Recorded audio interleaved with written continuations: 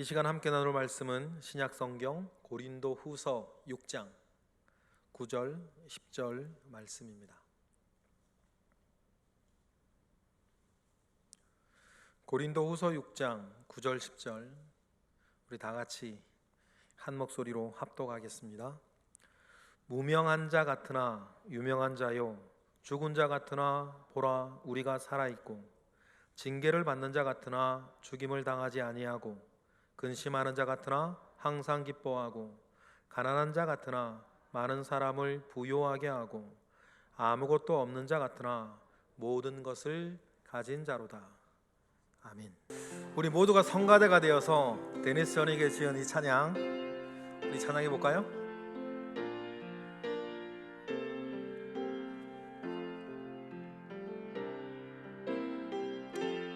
약할 때 강함 되시네, 나의 보배가 되신 주.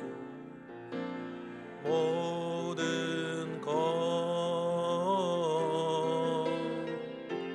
주 안에 있는 보물을 나는 포기할 수 없네. 주 나의 모든 것.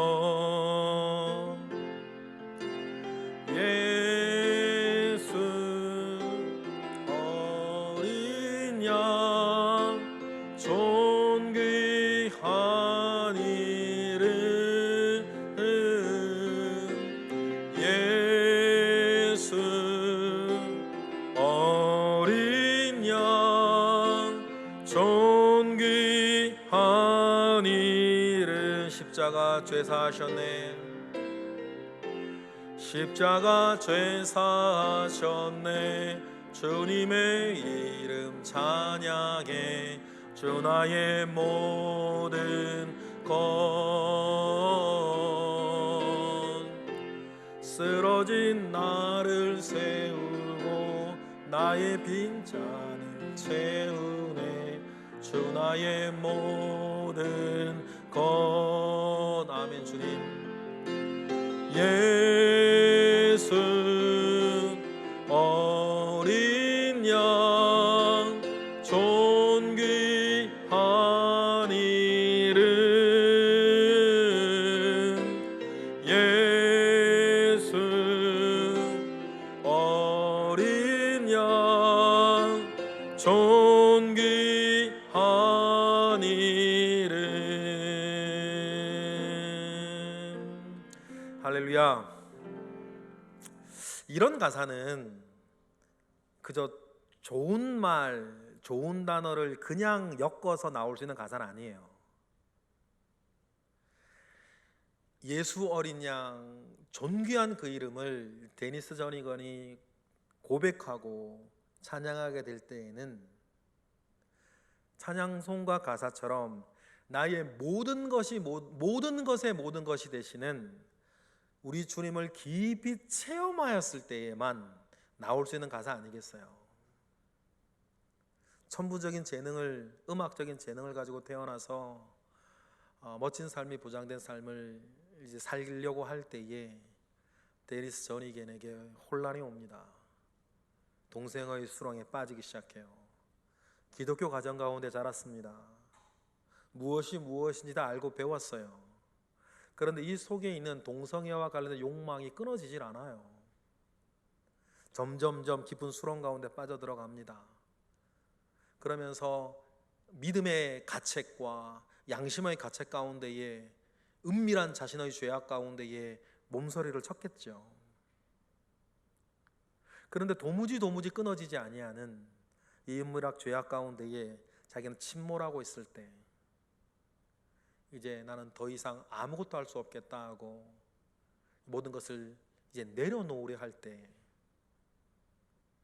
그 한없이 약해지고 작아졌을 때에 그에게 임하는 예수 그리스도의 은혜와 능력, 여러분 그것을 깊이 체험하여야지만 여러분 나오는 가사 아니겠어요? 이 짧은 복음성가가 지금도 우리의 심금을 울리는 것은 우리에게도 유사한 은혜가 있었기 때문이에요. 이 자리에 계시는 분들, 영상으로 함께 예배하시는 분들, 우리가 말로 조리 있게 이렇다 저렇다 표현할 수는 없다 할지라도 우리가 이 가사가 무엇을 뜻하는지, 이 곡이 말하고 있는 은혜가 무엇인지 저와 여러분은 알아요. 오늘은 그 은혜에 대해서 말하고 싶어요. 왜냐하면 오늘 우리에겐 약할 때 강하게 하시는 하나님의 은혜가 우리에게 너무 필요하기 때문이에요.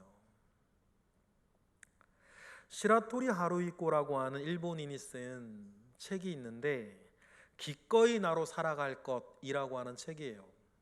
그 책을 보면 참 우리가 기억할 만한 내용들이 있는데 그 중에 내용이 뭐냐면 이거예요. 범죄자가 되지 않고도 내 인생을 망치는 10가지 방법. 물론 반어적인 표현이겠죠? 조두순과 같이 범죄자가 되지 않고도 내 인생을 망치는 10가지 방법을 쭉 설명을 해줘요. 첫 번째가 이겁니다. 눈앞의 이득에 매달리는 것이다. 맞는 것 같습니다. 여러분, 이렇게 살면 소탐대실하게 될 것입니다. 작은 이득은 가질 수 있어도 큰 성공과 이익은 여러분 볼 수 없을 거예요. 두 번째는 사람을 가려가면서 등급을 매기는 것입니다. 이 역시 맞습니다. 여러분, 필요에 따라 맺어지는 관계는 그 필요가 닿으면 없어지는 관계들 아닙니까? 특별히 남성분들이 유념하셔야 될 것이 이거예요. 왜냐하면 남성들이 가지는 관계는 대부분 업무적이고 일을 중심으로 만나는 관계라 그 일이 끝나면 관계가 사라지고 굉장한 외로움과 우울감에 남성들이 빠질 때가 참 많기 때문이에요. 그리고 우리가 알고 있는 것이 있습니다. 인위적으로 만든 관계들은 결국 끝이 좋지 않더라고요. 세 번째는 쾌락과 자극을 추구하며 사는 것입니다. 여러분, 우리는 우리의 몸과 마음이 그것이 죄가 아니라 할지라도 즐거움에 길들여지는 것들을 여러분 좀 조심하실 필요가 있어요. 그리고 그것이 무엇이든지 간에 말초신경을 자극하는 것이나 정서적으로 무엇인가를 크게 자극하는 것들은 여러분 피하시는 게 좋아요. 왜냐하면 이에는 만족도 없고 감사도 없고 조금만 그 자극에 익숙하여지면 새로운 것, 더 자극적인 것들을 찾아다닐 수밖에 없어요. 그러면서 말입니다. 사람의 성품이 망가지는 것 아닙니까? 네 번째는 이런 얘기를 합니다. 자유와 방종을 구별하지 않고 사는 것이래요. 그러면 여러분 아주 무책임하고 무례한 사람이 되겠죠. 아시다시피 여러분 자유에는 책임이 따르고 자유에 따르는 책임을 다할 때에 우리 모두의 자유가 함께 지켜진다는 사실을 우리는 기억해야 될 줄로 알아요. 다섯 번째는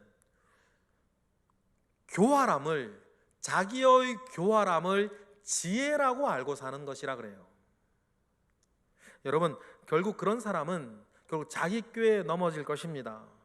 여러분 교활함과 지혜를 구별하는 두 가지 방법이 있다고 저는 개인적으로 묵상이 되어져요. 뭐냐면 방법과 동기가 착해야 되고 결과적으로 상대방에게도 유익해야 돼요. 그래야 그건 지혜로운 거죠. 교활함은 말입니다. 방법과 동기가 착하지도 않고 결국 자기만 이익이에요. 여섯 번째는 실패 없이 성공을 갈구하는 것이라고 합니다. 여러분 성공 가도만 달렸던 사람들의 특징이 있어요. 자기 잘난 맛에 말이면 살죠. 그리고 그 자기 잘난 맛에 뭔가 일이 잘 되어지지 아니한 상황이나 사람을 이해하지 못해요. 그래서 다른 사람을 죽이고 힘들게 하고 자기도 죽입니다. 그는 인생에 면역력이 없어서 성공 가도를 달리던 사람들의 특징이 뭐냐면 언젠가 말입니다. 한 방에 무너지더라고요. 인생에 면역력이 없기 때문이겠죠. 여덟 번째는 지갑을 열지 않는 것입니다. 인색한 사람은 주변에 사람들이 모이질 않아요. 여러분, 제가 종종 여러분들에게 말씀드리지 않습니까? 시간을 내지 않고 돈을 쓰지 않으면서 사랑한다 말하는 거짓말이에요. 하나님께 대해서도, 교회에 대해서도, 성도들에 대해서도, 친구나 이웃들에 대해서도 시간도 안 되고 돈도 안 쓰면서 사랑한다 말하는 거짓말이죠. 그러면서 사랑한다 말하는 것은 그저 자기 이미지 메이킹 하려는 거지 진짜 사랑하는 건 아니에요. 아홉 번째는 눈에 띄지 않는 것이라면 훔치는 거예요. 아무도 모르고 눈에 띄지 않은 것이라고 하면 훔치는 거죠. 그런 부정직한 성품은 여러분 다른 곳에서도 분명히 유혹을 받게 되어 있습니다. 그러면 여러분 그때는 아무도 몰라서 넘어가 지진다 할지라도 분명히 유혹에 취약한 그의 성품은 반드시 다른 곳에서 문제를 일으켜요. 마지막 열 번째는 자기 자신은 영원히 살 거라고 착각하는 거예요. 그러면 그의 욕심은 끝도 없이 그를 끌고 다닐 겁니다. 여러분, 우리는 정해진 시간을 산다는 걸 꼭 기억하셔야 돼요. 우리 인생뿐만 아니라 어떤 일이나 어떤 자리도 마찬가지 아닙니까? 그래서 우리는 은퇴도 하고 우리는 해고도 때로는 당하고 내가 앉아있던 자리에서 내려와야 되거나 내가 하던 일들 내려놓아야 할 때가 있습니다. 여러분, 그 모든 일들을 통해서 우리는 배워야 돼요. 내 삶이 영원하지 않다는 것을 배웁니다. 그거 꼭 배우셔야 돼요. 그리고 오늘 나를 이렇게 일하게 하셨고 이 자리에 앉게 하셨고 오늘까지 나를 살게 하신 하나님께 감사할 줄 알아야 돼요.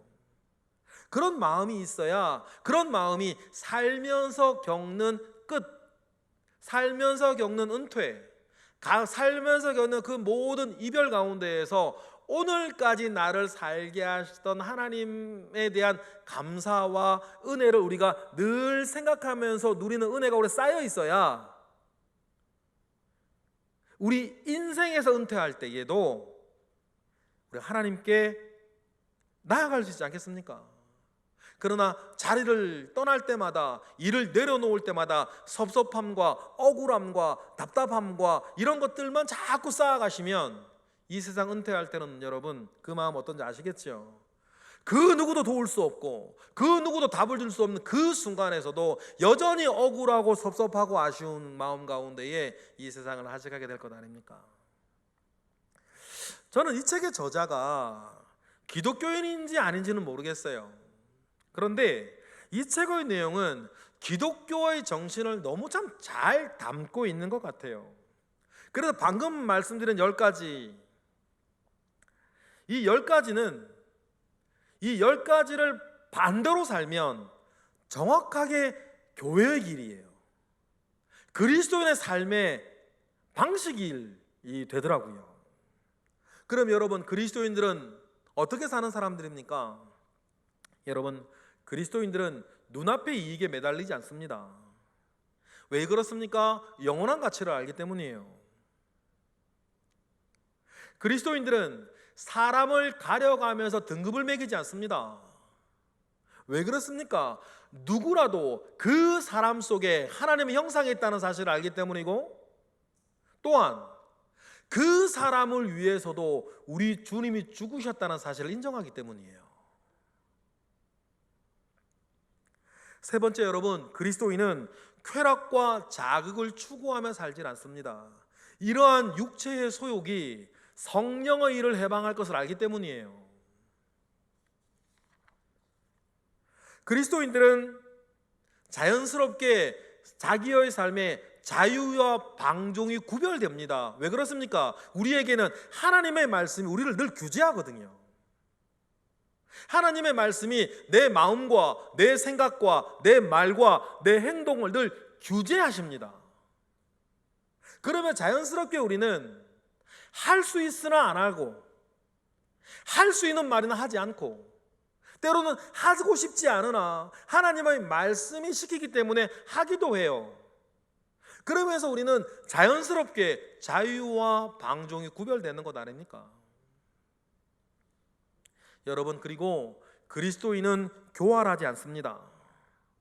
왜냐하면 사람의 이익보다 하나님 앞에서의 의로움을 우리는 본능적으로 먼저 생각하기 때문이에요. 그리고 그리스도인들은 다 압니다. 우리가 그렇게 잘 살아내고 있다 안 내고 있다는 둘째 문제이고, 그리스도인들이 아는 게 뭡니까? 하나님께서는 나를 이 땅 가운데 복이 되라고 부르셨고 보내셨다. 여러분, 이걸 우리가 기억하고 있는 것 아닙니까? 여러분, 또한 그리스도인은 실패 없는 성공을 갈구하지 않습니다. 왜냐하면 우리는 은혜 가운데 알아요. 우리 모두는 많은 실패와 좌절 가운데에서 우리는 배웠고 성장했기 때문입니다.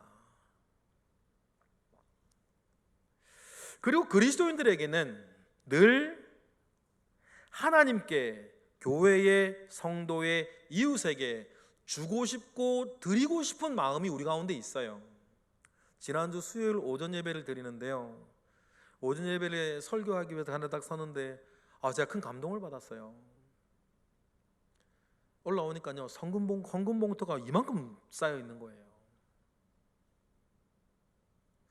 현장에 나와서 예배를 잘 드리지 못하니까 주님께 헌금을 하지 못했던 그 모든 많은 분들이 말입니다, 수요일 오전에 아니면 평일에 주일에 교회 와서 사역자들의 헌금을 맡긴다든지 헌금함에 집어넣으면서 헌금을 모아주셨는데요, 수요 오전 예배 때 헌금 이만큼 쌓여 있는 거예요. 헌금 안 내면 혹시 과태료 묻는 분 계세요? 계신가 모르겠어요. 헌금 안 내시면 하나님이 벌금 내라 하십니까? 아니, 벌점 매기시나요? 그런 게 아니잖아요. 그런데 여러분, 우리에게 은혜가 있어요. 하나님께 드리고 싶어요. 하나님께, 여러분, 우리가 살면서 말입니다, 인터넷에서 물건 하나를 살려 해도 싼 거 최저가 막 찾아다니기도 하고, 어떻게 하면 절세하며 살 거냐 고민하기도 하고, 어떻게 하면 생활비 아끼며 살 거냐 옥신각신하며 사는데 말이에요, 그렇게 사는 우리에게 말입니다, 하나님께 드리고 싶은 그 마음, 그 은혜가 우리 가운데 있어요. 여러분, 이런 마음이 우리 가운데 있는 것이 은혜인 줄로 믿습니다. 여러분, 그리스도인은 또한 보이지 않는 곳에서도 정직하기 위해서 애를 씁니다. 요셉의 고백처럼 내가 어찌 하나님 앞에 득제하리요 라고 하면서 은밀한 곳에서 보디바르의 아내가 자기를 유혹할 때에도 그리스도인들이 기억하는 게 뭡니까? 하나님이 이곳에 계시고 하나님이 다 보고 계신다는 사실들을 우리는 알아요.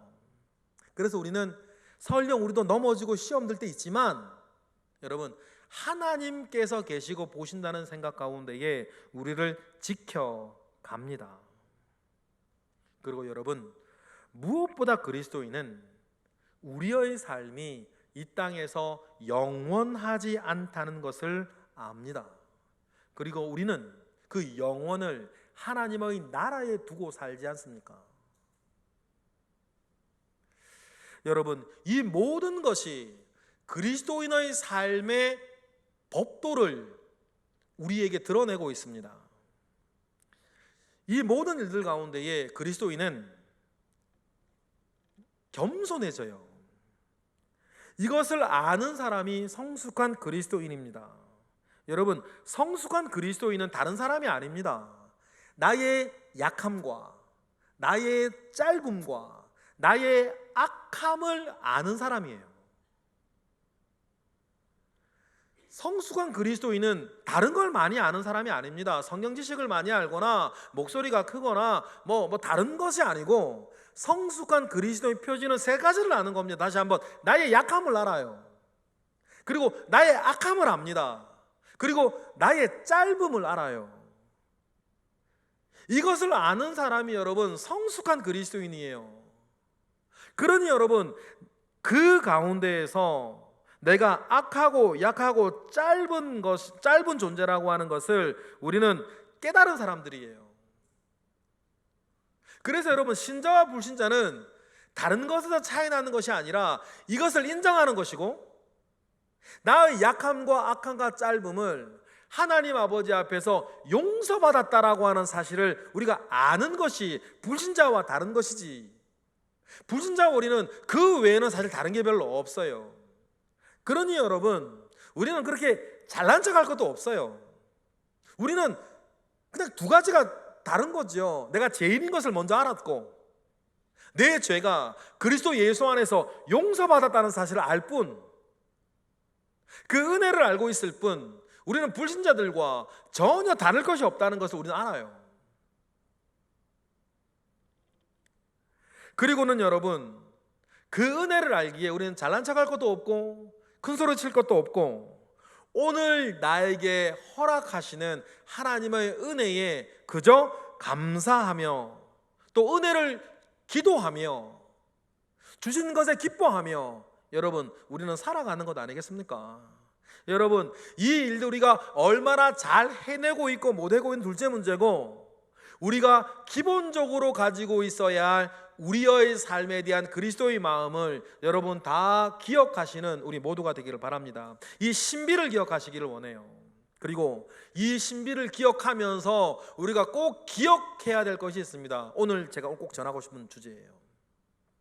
그것이 뭐냐면 나의 약함과 나의 짧음과 심지어는 나의 악함이 하나님의 은혜가 나에게 임하는 통로가 된다는 사실이에요.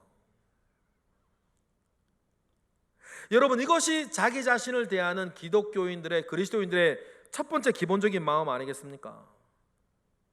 그래서 사도 바울은 스스로를 가리켜 뭐라 그러냐면 만삭되어 태어나지 못한 자라 그랬어요. 그도 그럴 것이 사도 바울도 자기가 하늘 아래에서 자기가 제일 잘난 사람이라고 여기며 살 때가 있었습니다. 그때에는 여러분 사도 바울은 철부지 천방지축이었죠. 그래서 오히려 하나님을 회방하고 교회를 핍박하는 것이 옳다고 여기며 살았던 시간들이 있었어요. 하지만 다메섹 도상에서 부활한 주님을 만난 뒤에 그 이전의 삶이 얼마나 부끄러웠는지 자기는 죄인 중에 괴수라고, 만삭되이 태어나지 못한 자라고 자기를 고백하며 살았습니다. 그리고 나중에 이제 인정하게 알게 되는 게 뭡니까? 아이러니하게도 나의 자신의 그 약함과 악함이 하나님의 은혜가 내게 임하게 되는 통로라는 사실들을 사도 바울은 알게 되었습니다. 그 이후에 사도 바울은 자기가 가지고 있는 약함을 원명하며 살질 않아요. 그것으로 어려워하지 않습니다. 왜냐하면 하나님께서 위대한 사도 바울에게 가르쳐 주신 것이 있었거든요. 말씀으로도 가르쳐 주시고 그의 삶을 통해서 가르쳐 주신 것이 뭐였냐면 네가 약한 데서 온전하여 진다는 사실을 가르치셨어요. 하나님은 사도 바울도 그렇고 제게도 그렇고 여기 여러분들도 마찬가지로 하나님은 자기의 사람에게는 하나님께로 언젠가는 각성하고 되돌아올 수밖에 없는 가시라는 것을 주시는 것 같아요. 사도 바울이 이것을 가시라고 불렀죠. 가시가 있는 이유는 그 스스로 하나님 아버지 앞에서 자만하고 자고하지 않기 위해서라고 사도 바울은 분명히 알고 있었어요. 그래서 고린도후서 12장 7절에 뭐라고 이야기를 합니까? 읽어볼게요. 자기 스스로에 대한 이야기예요. 시작. 여러 계시를 받은 것이 지극히 크므로 너무 자만하지 않게 하시려고 내 육체의 가시 곧 사탄의 사자를 주셨으니 이는 나를 쳐서 너무 자만하지 않게 하려 하심이라. 사도 바울은 육적으로 매우 강하고 갖추어진 사람이었습니다.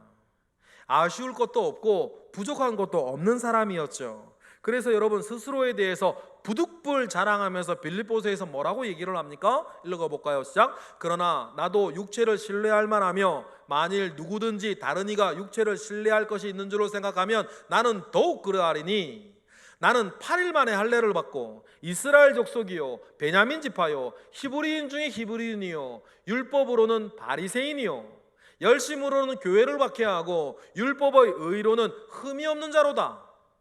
여러분 이뿐입니까?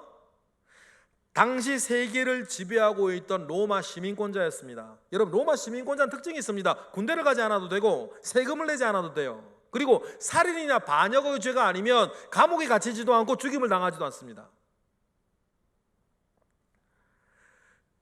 게다가 사도 바울은 유대인 중에선 최고의 학부인 가말리엘의 수화생이었어요.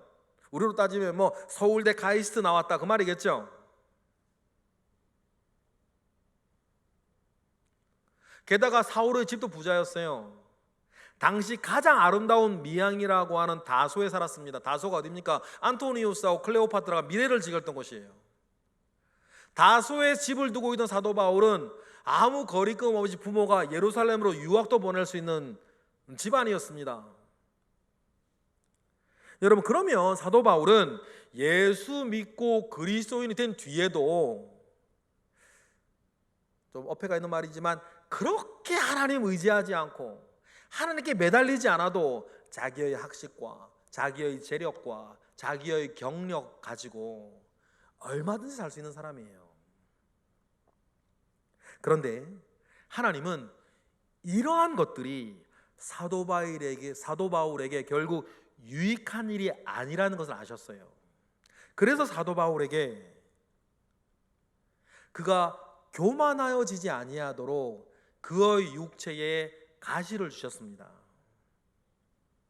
이 육체의 가시가 정확하게 무엇인지를 우리는 정확하게 알 수는 없어요. 성경에 있는 여러 가지 단편적인 조각들을 헤아려 보면 심각한 안질 아니면 간질이 아니겠냐 사람들이 추측할 뿐입니다. 그런데 여러분 이 둘 다 참으로 고통스러운 일 아닙니까? 사람들은 덕이 안 된다고 수근수근 거렸을런지도 몰라요. 사도 바울의 손수건만 갖다가 다 환자에게 얹어도 병이 나았는데 정작 자기 병은 못 고쳐요. 여러분 어떻게 생각하세요? 제가 설교하다가 간질이 와가지고 덜덜 떨면서 거기 막 흘리고 있으면 여러분들이 처음엔 기도하시겠지. 안타까워 생각하시겠지. 그런다 설교 때마다 그러네. 그러면 오천 식당 가가지고 덕이 안 된다고 덕이. 아니 목사님이 설교하다가 은혜가 안 돼 은혜가.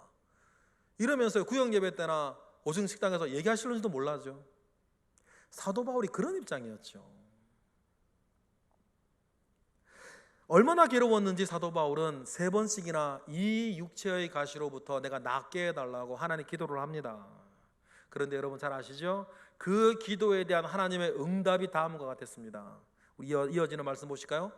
다 같이 시작. 이것이 내게서 떠나게 하기 위하여 내게 3번 주께 간구하였더니 나에게 이르시기를 내 은혜가 내게 족하도다. 이는 내 능력이 약한 데서 온전하여짐이라 하신지라. 그러므로 도리어 크게 기뻐함으로 나의 여러 약한 것들에 대하여 자랑하리니 왜 그렇습니까? 이는 그리스도의 능력이 내게 머물게 하려 하심이라.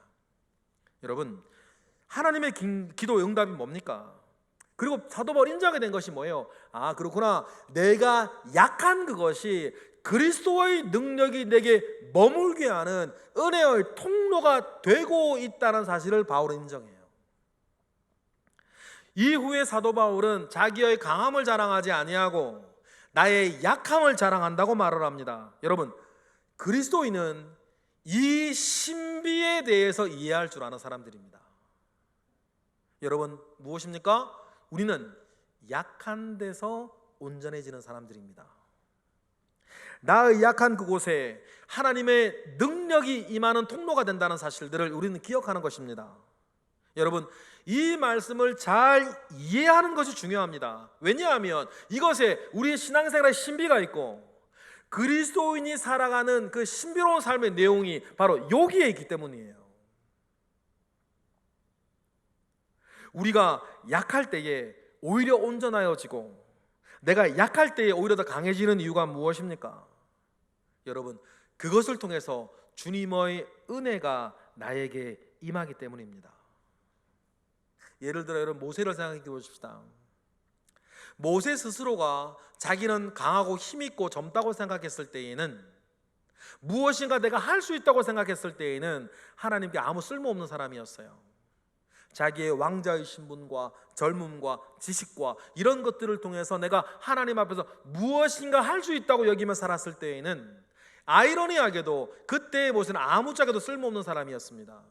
그러나 모든 것을 다 잃어버리고, 젊음도 잃어버리고 건강도 잃어버려서, 하나님, 나는 하나님 아버지 앞에 아무짝에도 쓸모없는 사람입니다.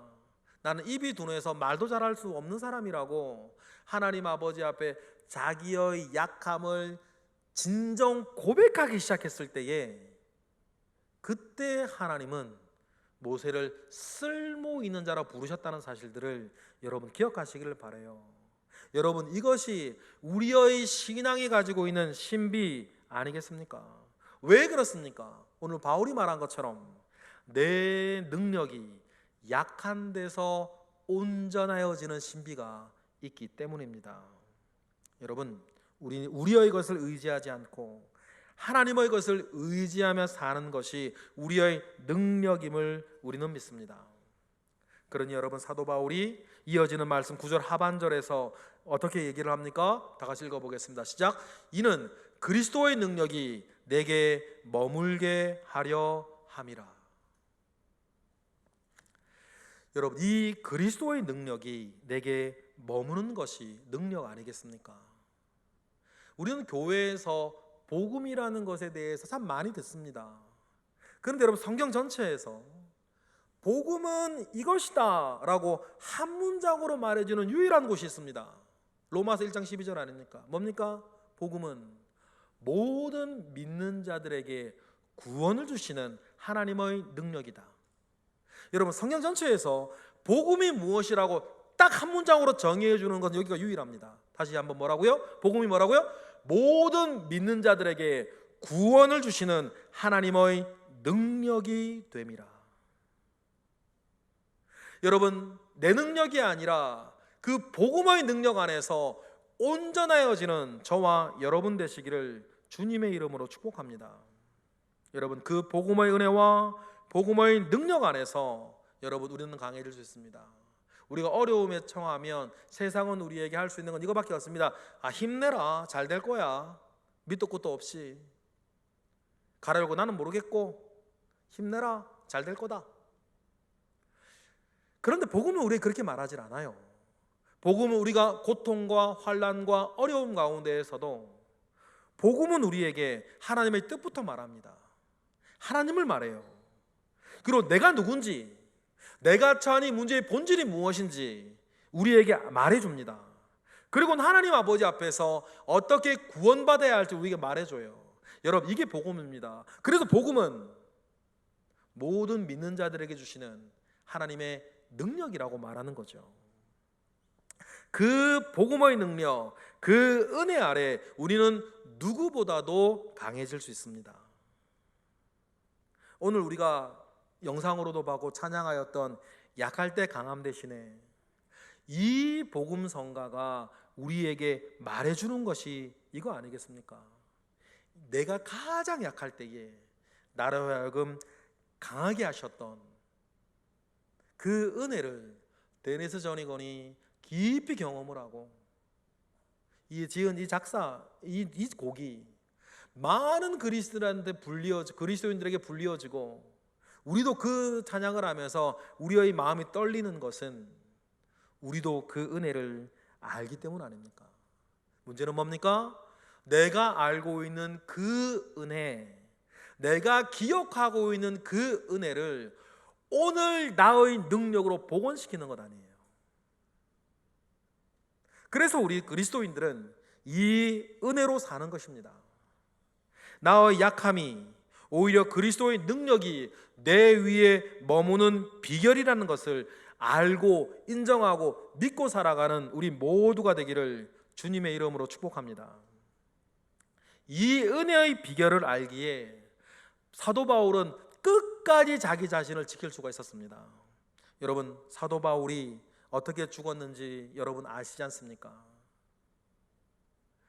로마의 서쪽 문을 지나 3km 지점에 있는 곳에 참수형을 당해서 목이 잘려 죽어요.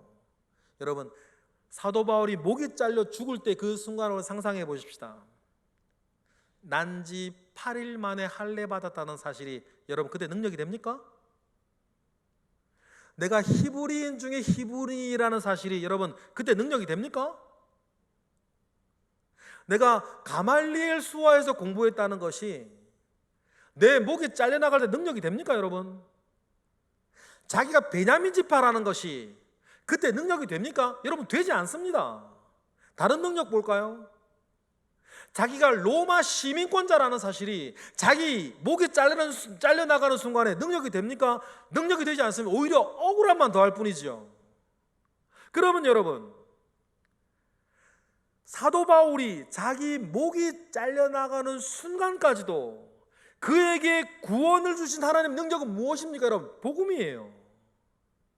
우리를 영원에서 영원으로 이끌어 가시는 모든 믿는 자들에게 구원을 주시는 하나님의 능력만이 여러분 그때의 사도 바울을 지키는 유일한 능력이 된다는 사실들을 여러분 기억하시기를 원해요. 여러분, 우리도 마찬가지입니다. 여러분 지금 어떻게 살고 계십니까?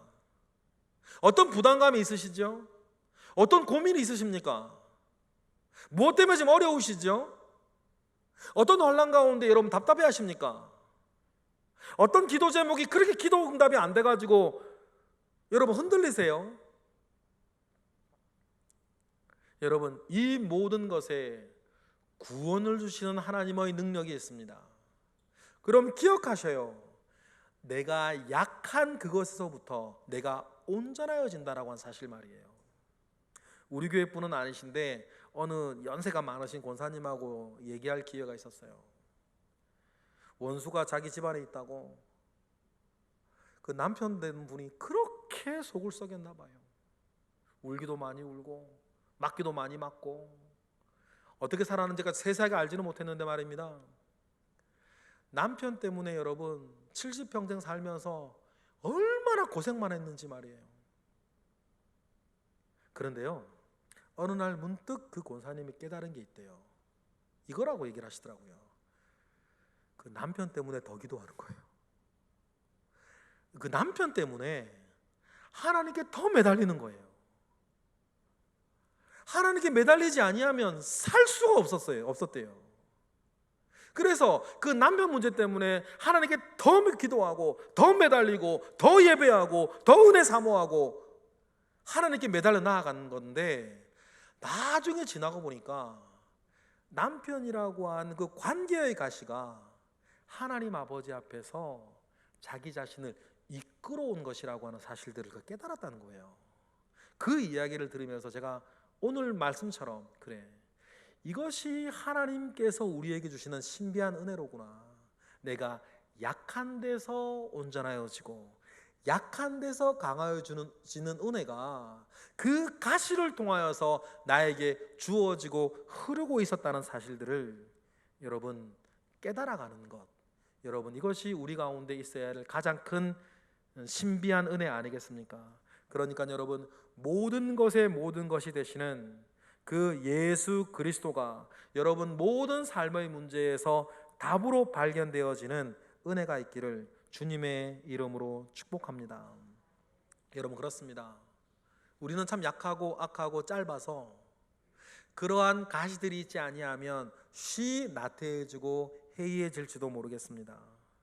그런데 그 가시들로 말미암아 하나님을 의지하지 않고서는 버틸 수 없고 살아갈 수 없다는 사실들 우리가 기억을 하면 그 모든 것들이 하나님의 은혜가 우리에게 임하게 되어지는 통로가 될 줄로 믿습니다.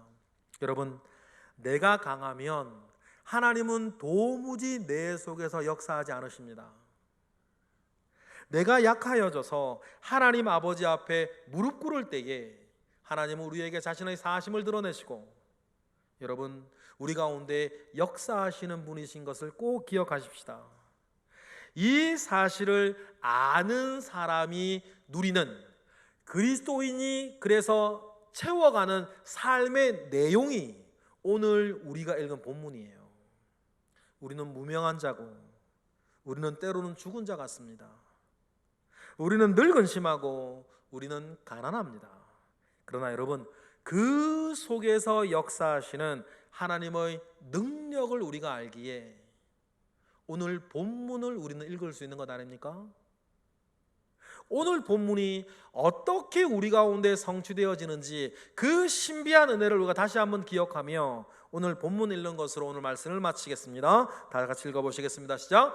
무명한 자 같으나 유명한 자요, 죽은 자 같으나 보라 우리가 살아있고, 징계를 받는 자 같으나 죽임을 당하지 아니하고, 근심하는 자 같으나 항상 기뻐하고, 가난한 자 같으나 많은 사람을 부요하게 하고, 아무것도 없는 자 같으나 모든 것을 가진 자로다. 이러한 삶이 사라지는 우리 모두가 되기를 주님의 이름으로 축복합니다. 기도하겠습니다. 할렐루야. 하나님, 오늘 우리에게 주신 은혜에 감사드립니다.